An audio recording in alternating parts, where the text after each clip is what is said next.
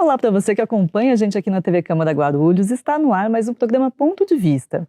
Hoje a gente conversa com a cantora e compositora guarulhense Nina Oliveira, que tem se destacado no cenário nacional. Ela é autora da música Na Easy, que já tem mais de 2,5 milhões de reproduções no Spotify.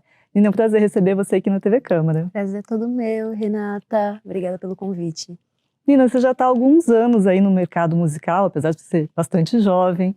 Eu queria que você contasse pra gente um pouquinho de como é que você se iniciou no mundo da música, na poesia, na composição. Isso é algo que vem desde criança? Sim e não, porque acho que a composição ela aparecia na minha infância, mas como uma brincadeira e não com o objetivo, assim, de ser uma compositora, né? Era uma brincadeira que acontecia. Eu fui alfabetizada em casa, né? Apesar de ir para a escola, minha mãe ela me ensinou a ler e a escrever. E eu fui um pouco precoce nisso, aprendi a ler e escrever muito cedo, assim, antes dos 5 anos de idade. E comecei a ler, virou um gosto, então eu pegava os livros da minha mãe, que minha mãe, ela terminou de concluir os estudos dela no ensino médio depois que ela foi mãe, então tinha muitos livros em casa, livros da escola, e eu me interessava muito, sobretudo pelos livros de literatura. Então, tinha livros em casa, assim, sobre os períodos literários e muito focados em poesia. E eu achava muito legal perceber que as palavras rimavam e que isso acabava tendo algum ritmo ali nos textos que eu ia lendo conforme eu li em voz alta. E aí isso, pra mim, criança, era um caminho meio natural, assim, acabar cantando os textos que eu lia. Mas isso era uma brincadeira, não era uma coisa assim, eu vou compor. Eu, de fato, comecei a compor, né, na intenção de ser uma compositora com 16 anos, que foi quando eu comecei a estudar música. Eu fui aluna da ETEC de Artes do estado de São Paulo, fiz um curso de canto popular lá, curso técnico de canto, e foi ali que eu dei os meus primeiros passos, tanto na técnica vocal, na prática do canto, quanto na composição. E Na Easy, essa música que está fazendo sucesso agora, é trilha sonora da novela No Rancho Fundo, ela é de 2018. Como que é para você essa sensação dessa música que você compôs já faz 6 anos e agora está sendo redescoberta, tá na trilha de uma novela? Como é que tem sido isso para você? Na Easy ela foi lançada em 2018, né? Mas eu compus ela 2 anos antes. Nossa. 2 anos antes dela ser lançada, então em 2016. Curioso, assim, porque eu não tinha a intenção de lançar um forró, e lancei um forró, escrevi um forró, lancei um forró, e acabou se tornando a música mais ouvida da minha carreira até então, assim, tem várias coisas minhas lançadas, mas Na Easy, entra ano, sai ano, é sempre a música que tem mais ouvintes, que tem mais plays nas plataformas, e acho um movimento curioso, assim, pra uma música que não tem um refrão, que não é uma música que tem coisas que se repetem, sabe? Eu sempre achei muito curioso esse movimento dela. Eu percebi que ela tem um caminho pra se tornar, de fato, um hit na minha carreira, mesmo ela não tendo uma cara de hit, né? E quando a Globo entrou em contato comigo no começo desse ano, foi uma mistura de sensações, assim, uma mistura de que empolgante com... Eu sabia.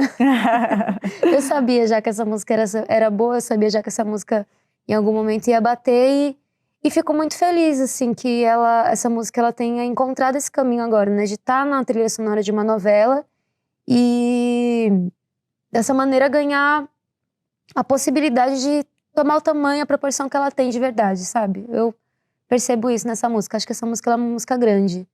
E estando numa novela da Globo, ela vai tomar uma proporção, que é a proporção dela. E você, então, você já percebia esse movimento? As pessoas já se interessavam por essa música, já tinha mais reproduções mesmo antes dessa oportunidade? Sim, muito, muito, muito, assim, tipo, 2,5 milhões de plays foi antes da Globo. Agora, com a Globo, vamos ver onde isso vai parar. Espero que se multiplique muitos plays, né? E fala um pouquinho do processo de composição da música. Ela fala de você, uma experiência pessoal? Conta um pouquinho como é que você compôs. Eu acho que quase tudo que eu escrevo é pessoal. Assim, poucas coisas são inventadas. né? E mesmo que a gente inventa, a gente pega um pedacinho de verdade aqui e ali nosso, né? Mas é uma experiência que eu vivi. Eu acho muito curioso que tem muitos casais que sempre me entram em contato comigo, falando: nossa, essa é a música minha e da minha esposa, que a gente se conheceu, ou que descreve como a gente se conheceu, ou que tocou no nosso casamento. Já recebi esse tipo de mensagem. E eu já cheguei até a fazer um conteúdo sobre isso no meu Instagram, falando sobre a história de Naíse, como foi que aconteceu, qual... E alguém comentou, assim, no post, né? Nossa, eu achava que você tinha feito essa música pro amor da sua vida, mas você fez essa música pra um caso, um lancinho de uma noite só. E sim, foi isso, mas acho que é isso. Foi uma experiência ali que eu tive, muito chave. E no dia seguinte resolvi escrever uma música, estava muito inspirada, muito influenciada por uma música de uma outra compositora de São Paulo, que é a Uma Luísa Pessoa. E estava influenciada por essa música dela, que se chama Shot Mamoeiro. Então, é um shot maravilhoso, lindo, muito delicado, muito poético, e que também fala de uma situação lasciva.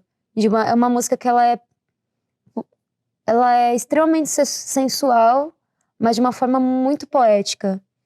E isso me pegava muito, assim, porque eu falava, nossa, como que uma pessoa consegue falar de sexo numa música de uma maneira tão delicada e poética, e é isso, é a poesia sem perder a sensualidade. Eu acho que isso me saltou muito aos ouvidos quando eu escutei Shot Mamoeiro pela primeira vez. E aí quando eu fui escrever Naíse, eu tava muito imersa nisso, e acho que por isso que ela saiu como saiu, falando das coisas que fala, do jeito que fala. E hoje você está fazendo música popular, né? Mas você também já estudou canto lírico. Eu queria que você falasse um pouquinho, você fez parte do Coral Jovem, né, do estado de São Paulo. Como é que essa experiência, essa vivência também serviu para construir a sua identidade como artista popular hoje? O que você tem ainda desse canto lírico em você? Ou foi um momento que você precisou romper? Não, eu vou para esse caminho. Como é que é isso dentro de você? Nossa, foi tão complicado. Porque eu comecei a cantar através do estudo, né? Tem pessoas que começam a cantar justamente na prática. Ah, eu canto na igreja. Ou comecei a cantar em barzinho, comecei a cantar com a minha família. Eu comecei a cantar estudando. Tinha um coral na escola, eu fui cantar no coral da escola. Aí depois do coral da escola eu fui estudar na ETEC de Artes. E a ETEC de Artes, ela oferece um curso de canto popular, não sei como é hoje, porque já tem acho que uns 10 anos ou mais que eu me formei lá.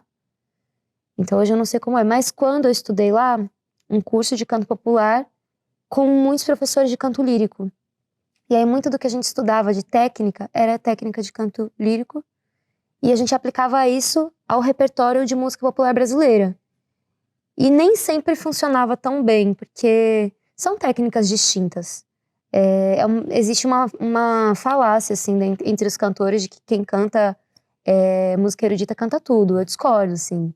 Quem canta música erudita canta muito e canta muitas coisas, mas não canta tudo, porque, enfim, o canto ele é vasto e o canto ele depende muito do meio cultural no qual você nasceu, você cresceu, né? Enfim, mas aí eu estudei o canto erudito e foi uma experiência muito maluca, porque foi isso, era estudar técnica de canto erudito sem praticar, a princípio, o repertório erudito, eu praticava o repertório popular. Então eu sentia que tinha dois caminhos postos pra mim, e que eu tava com uma perna em cada um, andando assim, e que alguma hora isso ia me rachar no meio. Mas acho que depois de uns 4 anos, mais ou menos, estudando, foi que eu ingressei no Coral Jovem do Estado. E na época o Coral Jovem, ele tava com a regência do Thiago Pinheiro, eu acho que até hoje ele é regente do coro. E o Thiago, ele foi, eu acho que o Thiago foi o primeiro regente que implementou um sistema no Coral Jovem híbrido, onde se aceitava cantores líricos e cantores populares. Porque até então, o Coral Jovem ele era um coro só de música erudita. Só se fazia repertórios eruditos. Só se aceitava cantores eruditos. E com a chegada do Thiago Pinheiro começou a se abrir a possibilidade de cantores populares entrarem. E aí que eu vi a possibilidade de estar no coro, que foi uma coisa que eu sempre quis fazer parte.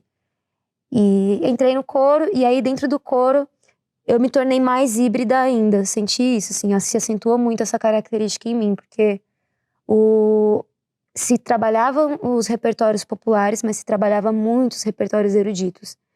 E eu me sentia preparada para fazer esses repertórios eruditos, porque eu já tinha esse background, eu já tinha tido esse preparo, apesar de não ter sido o tipo de repertório que eu mais trabalhei, eu tinha a técnica desenvolvida para fazer naquele nível, para cantar de igual para igual com aqueles outros cantores que só estudavam música erudita.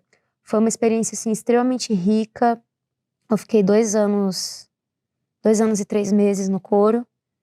E foi muito especial. Eu amava estar lá, porque fazer música em grupo é uma experiência única. Ainda mais quando você está num grupo que todo mundo é muito bom, que era o caso. Todo mundo era maravilhoso, tipo, muito bom no que fazia.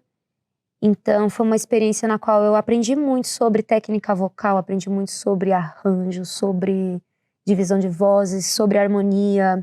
Conheci artistas, né? O Tigana Santana, Lena Bauli, o próprio Chico César fez concerto com a gente, que eu já conhecia, mas acabei estreitando os meus laços com ele enquanto a gente fazia ali no coro. A gente até gravou num disco dele quando a gente estava no coro. Que legal.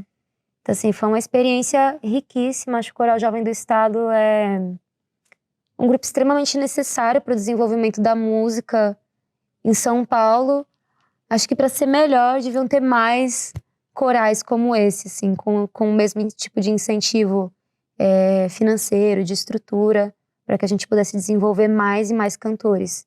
Você chegou a comentar até nas suas redes sociais que um dos momentos mais marcantes da sua carreira também foi apresentar Dandara com o Coral Jovem, que é uma música sua, acho que em parceria com outros compositores. Fala um pouquinho desse momento, dessa música, o que ela significa para você. Dandara é uma composição minha com o Peterson Trindade, Caio Moro, Wesley Monteiro e Daniel Felipe. Então somos 5 compositores. Essa música ela nasceu a partir de uma história que o Peterson trouxe pra gente sobre Dandara. Falando, né, sobre a história dela e sobre a relação dela com o Zumbi dos Palmares e do protagonismo dela na luta, né, nos quilombos e no quilombo de Palmares. E essa história, acho que ela tá mais ali no campo do mítico do que do dado histórico, sabe? Uhum. Que é uma história que conta que certa feita, do Zumbi dos Palmares, ele, fora do quilombo, ele sofreu um ataque, ele foi morto, e que Dandara sentiu o momento da morte dele. É meio isso, assim, o resumo da história, né? E nós fizemos essa música juntos, o Peterson, quem trouxe esse refrão, que é um refrão muito poderoso, muito legal, assim, acho que todo mundo que escuta Dandara fica com o refrão na cabeça por muito tempo. E aí juntos a gente fez essa letra, criamos essa melodia, criamos todas essas partes dessa música. E aí pra mim essa música ela representa um resgate da história, um resgate de uma figura importante para a história do nosso país. Não aprendi sobre Dandara na escola, apesar da lei de obrigatoriedade do ensino de história afro-brasileira nas escolas, e dessa lei ela ter sido aprovada enquanto eu ainda estava na escola. Você ainda estava na escola quando ela foi aprovada? Sim. Ela não se aplicou enquanto eu estava lá, e eu percebo que ela mal se aplica ainda hoje, assim. Eu acho isso um grande problema, né? Porque a gente fica vivendo esses diversos casos bizarros de racismo em que as pessoas, elas sequer conseguem entender que o que elas estão praticando é um crime. O que eu fiz foi uma brincadeira. Você não fez uma brincadeira, você praticou um crime. Mas se essa lei ela fosse levada a sério e ela fosse de fato praticada, a gente certamente teria pessoas letradas nesse sentido, a gente teria muito menos problema nesse sentido. Isso é o que eu acredito. E aí, para arrematar, né, foi cantar essa música com o Coral Jovem, foi muito especial. Eu já tinha lançado ela como single, já vinha fazendo meus shows autorais, circulando via Sesc. Mas cantar com 40 cantores te acompanhando é uma experiência, assim, incomparável. Incomparável. Você sentir a força de 40 vozes cantando junto com você a mesma coisa que você é surreal. Assim, foi um dia muito lindo, e foi um dia em que o Chico César cantou com a gente também. Ele também cantou, né? No vídeo, esse conteúdo eu postei lá no meu Instagram, e o vídeo que eu postei, eu tô tocando um violão. é o violão do Chico César, Mona. Ele assim, ai, não, toca aqui, Nina, eu te empresto. Ai, obrigada. Fingindo aquele hábito, fingindo aquele costume. Mas ele é um queridíssimo. Mas foi isso, foi uma experiência linda musicalmente e também todos os outros significados que cantar com muita gente junto que você pode assumir. Tá certo. Nina, a gente vai fazer um pequeno intervalinho. Daqui a pouco a gente volta falando mais sobre a sua carreira. E vamos curtir também agora no final desse bloco um trechinho de Naís. Então não saia daí que a gente já volta já com mais pontos de vista. Eu tava ali, sendo uma menina que não quer saber de nada. Você tava ali, com seus dentes bonitos, me deixando enfeitiçada. Tocou um forró, te chamei pra dançar e você pisou no meu pé. Eu nem liguei, só devolvi o sorriso, te apertei perto do umbigo e um beijo seu eu ganhei.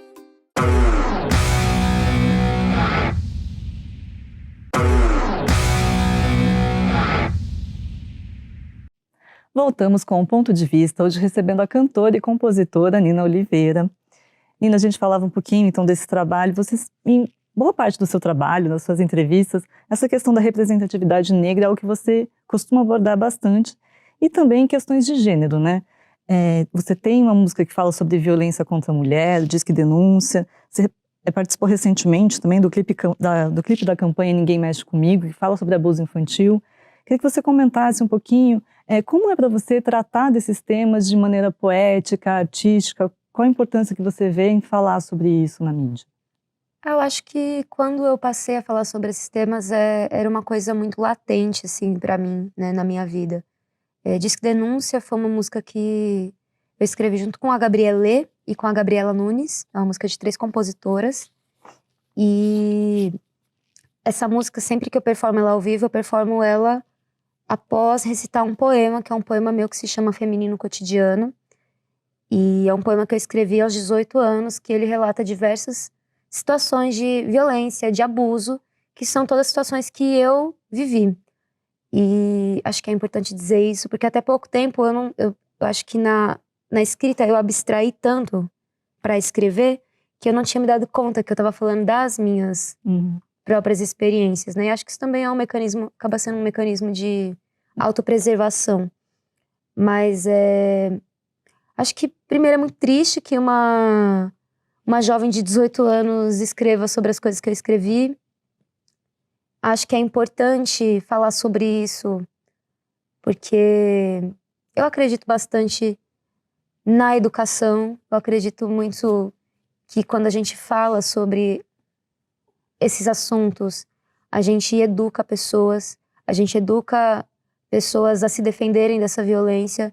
A gente educa pessoas a identificarem as violências que elas sofrem, porque muitas vezes a gente acaba sofrendo violências e porque a pessoa não te deu um tapa, não te deu um soco, a gente acha que não é violência, mas existem diversas formas da violência se apresentar. Então, eu acho que essa é a importância, assim, toda vez que eu faço Disque Denúncia ao vivo, que eu recito o poema antes de Disque Denúncia, uma reação que ela é certa de acontecer durante e pós o show é de mulheres que se identificam de alguma maneira com aquilo, que elas mostram que elas estão se identificando. Já aconteceu de eu fazer um show e recitar o poema e perceber que na plateia tinha uma pessoa recitando o poema junto comigo. E isso foi muito forte, assim, porque ela fez das minhas palavras as palavras dela, ela recitou cada palavra, cada vírgula junto comigo, porque aquilo falou de alguma maneira sobre a experiência de vida dela também como mulher, né? Então é isso, acho que a importância de falar sobre isso na mídia é de mostrar para mulheres que viveram situações de violência que elas podem e devem falar sobre, que a gente não tem que ficar calada não, que a gente não tem que ficar guardando isso pra gente, porque essas coisas adoecem a gente.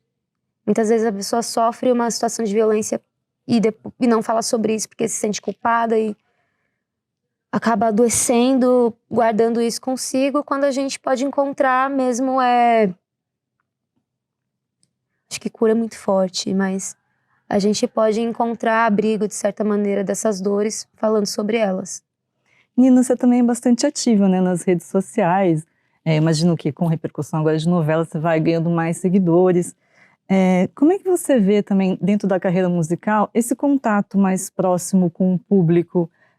De você estar produzindo conteúdo, já ter uma resposta direta, que é diferente no show, como você falou, você vê alguém ali cantando sua música, a pessoa fala com você depois do show, mas na rede social é uma coisa assim que é ampliada, né? Uhum. Você vê isso como algo positivo? É mais democrático, uma artista autoral, colocar o seu trabalho ali na rede social, você tem que passar por esse processo de gravadora?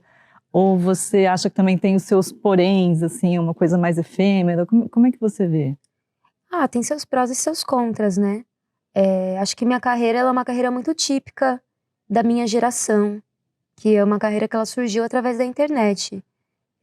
Eu só despontei como cantora porque os meus primeiros vídeos gravados, eles foram virais nas redes sociais. E eu sou uma jovem negra favelada. Eu não tive, durante toda a minha vida, contato ou acesso a grandes patrocinadores, grandes gravadoras, meios que pudessem beneficiar a minha carreira artística. E ser artista é caríssimo. É caríssimo. É muito caro ser artista.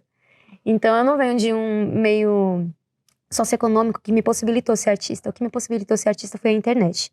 Então eu acho que é importante partir disso. Então, de certa maneira, acaba democratizando que a gente construa as nossas carreiras. Ao mesmo tempo que você falou que eu sou uma pessoa bastante ativa, né? Eu sou porque eu entendo a importância que tem eu ser ativa nas redes sociais. Não necessariamente Não é natural, assim? Não, hoje já foi mais natural pra mim, assim. Eu cresci com a internet. Na adolescência, no início dos meus 20 anos ali, era uma coisa mais natural. Mas eu sinto que hoje, eu tenho 27 anos, falta pouco pra... Eu já tô na segunda metade da década dos 20, né? Daqui a pouco bate os 30, eu já não me sinto mais tão... Ai, como eu amo a internet. Mas eu entendo a importância que tem de se manter ativa, que tem de se manter presente lá. Então hoje o que eu busco é me organizar e me posicionar de maneira estratégica também, acho que é isso, assim. Sempre pensando qual é o conteúdo que eu quero entregar, o que eu quero mostrar para as pessoas, o que eu acho que é interessante e importante de mostrar para elas, né? Eu acho que eu acabo não entregando tanto... hoje em dia da minha vida pessoal, eu gosto mesmo de entregar sobre o meu trabalho e busco tentar equilibrar muito, assim, a coisa de ter que manter uma presença ali no online, mas também cuidar de mim, cuidar da minha saúde, cuidar da minha saúde física e mental, porque são muitos contatos com muitas pessoas no online, a gente acha que a gente não tá falando com ninguém, porque a gente tá com uma tela na mão, mas a gente tá, na verdade, sendo visto por muitas pessoas e os estímulos, eles chegam, né? Os comentários, eles chegam, os likes, eles chegam, as palavras das pessoas, eles chegam e atravessam a gente. E a gente acaba tendo que lidar com esse excesso de informação. Então é bastante delicado, é um equilíbrio bastante complexo de tentar manter. E a sua carreira, você falou que você acredita na internet, a sua carreira, né? Mas você vem numa ascendente, assim, Você participou já de diversos festivais importantes, você falou de shows em Sesc, Canal Bis, que você também se apresentava, e você participou do The Voice. E queria que você falasse um pouquinho também dessa experiência, desse alcance nacional do programa, como é que foi isso na sua vida? Acho que você foi selecionada pelos vídeos na internet também, Como é que foi a experiência para você? Teve assim, um impacto depois do programa? O The Voice foi uma experiência, acho que foi a experiência mais diferente que eu já vivi como cantora, porque a gente faz ali, né, como artista, a gente acaba entrando em um canal ou outro, em alguma mídia ou outra, mas um canal com o tamanho e a projeção da TV Globo é sempre uma coisa que dá uma revirada um pouco assim na sua vida, assim, nas suas redes sociais, na maneira como as pessoas interagem com você no bairro onde você sempre viveu.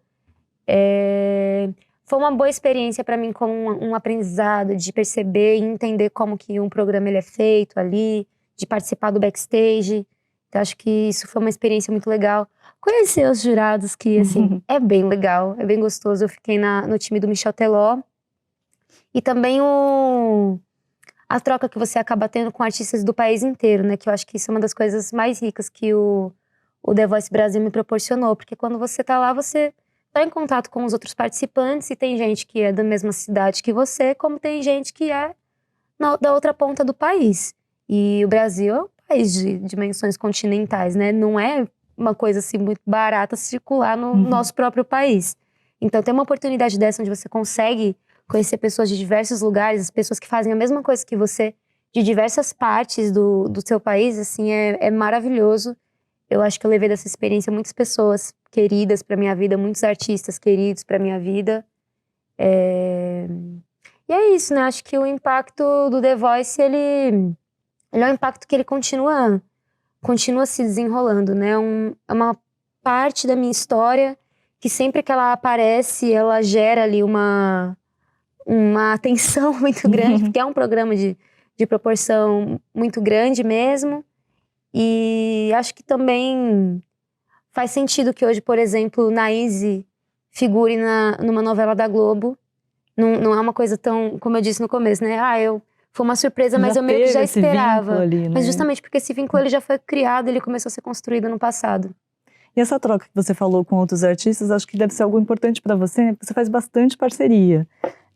Recentemente você fez, não tão recentemente, uma parceria com o Fiote, né? Não Solta Minha Mão. Você fez backing vocal também no álbum do Emicida, no Amarelo. Eu queria que você falasse um pouquinho dessa importância de você construir arte em conjunto. Você fez parceria com alguns artistas aqui da cidade também, com o Peri. Como é que tem sido para você criar coletivamente? Isso é algo que você prioriza na sua carreira? Eu comecei criando coletivamente. Minhas primeiras composições, elas foram em coletivo, né? Vide Dandara, que tem 5 compositores. Então, as minhas primeiras experiências artísticas, elas foram em criações coletivas. Depois que isso foi virando uma coisa mais individual e mais íntima. Mas eu gosto muito, eu sinto que eu me alimento muito do que o outro traz. Artisticamente, me estimula muito, é muito mais estimulante pra mim quando eu tô criando com outra pessoa do que quando eu tô criando sozinha. Porque a pessoa, ela sempre vai trazer outros pontos de vista, outras experiências, né? Cada um tem um ponto de vista, acho que no fim das contas é isso, né? Cada um do lugar de onde vem tem um ponto de vista diferente sobre uma mesma coisa. E eu acho que isso acaba deixando o processo criativo muito mais interessante pra mim. Então eu gosto bastante de criar coletivamente. Não Solta Minha Mão é uma composição só minha, mas acabou virando um feat com o Fiote, né? Que foi muito legal, assim, de fazer. A primeira vez, quando eu terminei de escrever a música, eu mandei essa música pro Fiote. E a gente tem esse costume, né, de escrever uma música que a gente acha legal e mandar, assim, pro amigo. Cara, escrevi isso aqui, me diz o que você acha. E eu mandei pra ele, falei, cara, o que você acha? Ele só falou pra mim, já me candidato ao feat. Falei, bom saber. Né? Então eu levei muito a sério essa brincadeira que ele fez comigo no WhatsApp e chamei ele pro feat ali 1 ano depois. E acho que foi uma parceria artística muito feliz. E participar do Amarelo também, assim, foi uma experiência maravilhosa, né? O Emicida é um artista, eu considero ele um dos artistas mais relevantes do nosso país, assim, na atualidade. Ele trouxe um ponto de vista lindo no Amarelo. Acho que ele ampliou muito, né, os horizontes dele, assim, dos assuntos que ele já abordava. E é uma honra fazer parte desse trabalho. E recentemente, acho que foi no final do ano passado, você lançou também a música Eu Sou a Casa, que também é uma parceria com a Bruna Black, que fala de limpeza e organização, mas como uma metáfora para autocuidado, para a saúde mental. Queria que você falasse um pouquinho de como foi criar essa música. Ai, menina, foi um babado, viu? Foi um babado, porque eu tava estressada. Eu tava brava quando eu escrevi essa música. Mas acho que Eu Sou a Casa, ela tem um ponto de vista que outras pessoas podem se identificar com a música, claro, como se identificam, mas ela parte de um ponto de vista extremamente do feminino, assim, da experiência do feminino numa sociedade machista.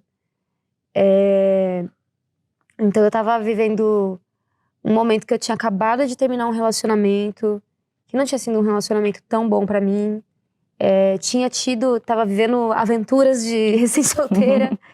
E aí vivi uma experiência muito, muito específica de um rapaz que ele ficou bravo comigo, ele ficou irritado comigo porque eu não convidei ele pra dormir na minha casa.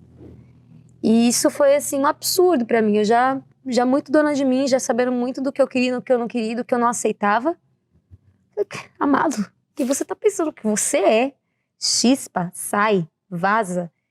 E isso foi uma coisa, né? Assim, eu lembro que esse episódio da minha vida, ele foi um episódio que demarcou pra mim que eu sabia exatamente como eu não queria ser tratada. Que me demarcou pra mim o que eu não queria viver dentro de uma relação com ninguém. E aí tem outras coisas, né? Assim, tipo de ser uma mulher que foi criada numa família bastante conservadora, que eu tive uma criação, assim, muito, muito ambígua, eu acho, assim. Meu pai, ele...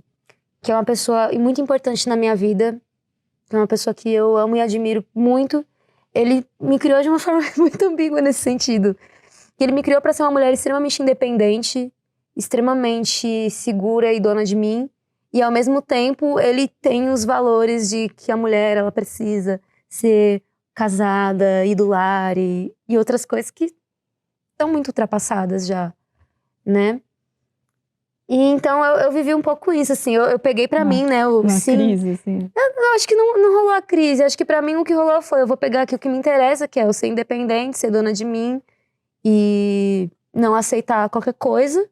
E essa parte aqui que ele falou aqui do que eu tenho que ser, porque mulheres têm que ser assim, eu vou jogar fora. E eu acho que, então, Eu Sou a Casa, ela parte disso, assim, pra mim, sabe? Porque é uma música que ela fala... Ela tem esse mote, que eu acho que é o maior mote dela, que é a limpeza, né? Hoje eu limpei a casa, é o refrão da música. Mas ela fala de outras coisas, né? Ela fala sobre as características que eu quero num companheiro. Ela fala sobre o que eu não quero também em uma pessoa que vai viver junto comigo. E a casa é a metáfora... Eu tenho vários textos sobre casa. Casa é um ponto sensível, assim, pra mim. Acabo usando muito nos textos que eu escrevo a casa como uma metáfora pra pessoa que eu sou. Às vezes isso se confunde um pouco, porque às horas eu uso a casa como uma metáfora pra quem eu sou, horas eu uso a casa pra metáfora pra vida que eu vivo, né? E eu acho que essa música, ela usa as duas metáforas na mesma música. Tipo, tanto pra quem eu sou, quanto pra vida. É meio que uma maneira de dizer assim, olha, se você vai entrar na minha vida, vem com as suas responsabilidades em dia, porque eu não vou segurar seus BOs. Seus BOs que você tem, eles são seus. Eu posso até aqui ser sua companheira, ok? Mas eu não vou ser como sua companheira, sua psicóloga, sua empregada, sua funcionária, sua serva. Isso já passou, isso está ultrapassado, não estou aqui para isso. Se você entende tudo isso, pode chegar, senão, beijo, não me liga. Nina, nosso tempo está acabando, passou super rápido. A gente vai conferir no final do programa um trechinho da música. Eu queria agradecer muito a sua participação, pedir para você deixar um recado aí para o nosso telespectador, para também conhecer suas redes sociais, conhecer o seu trabalho, se tem alguma coisa que você está lançando em breve, não sei se vem álbum por aí, dá o seu recadinho. Bom, vou dar meu recado então. Eu sou Nina Oliveira, espero que vocês tenham gostado, que tenham assistido essa entrevista até o final. Se você quiser me acompanhar nas redes sociais, é só você me procurar como Cantanina, que é o meu @ na maioria delas. Então me procura lá que você me acha. Para quem quiser me ouvir nas plataformas digitais, pesquise por Nina Oliveira e me acompanhe, porque no segundo semestre vem novidade por aí. Então tá bom, obrigada, Nina. Então agora a gente fica com Eu Sou a Casa, um trechinho do videoclipe, que eu não sei se foi gravado aqui em Guarulhos. Foi gravado aqui em Guarulhos. Gravado aqui em Guarulhos, então deixa eu acompanhar. Muito obrigada pela sua audiência, a gente se vê no próximo programa. Até mais. A casa tá limpa, limpa os pés para entrar. Daqui tá um brinco, pode reparar.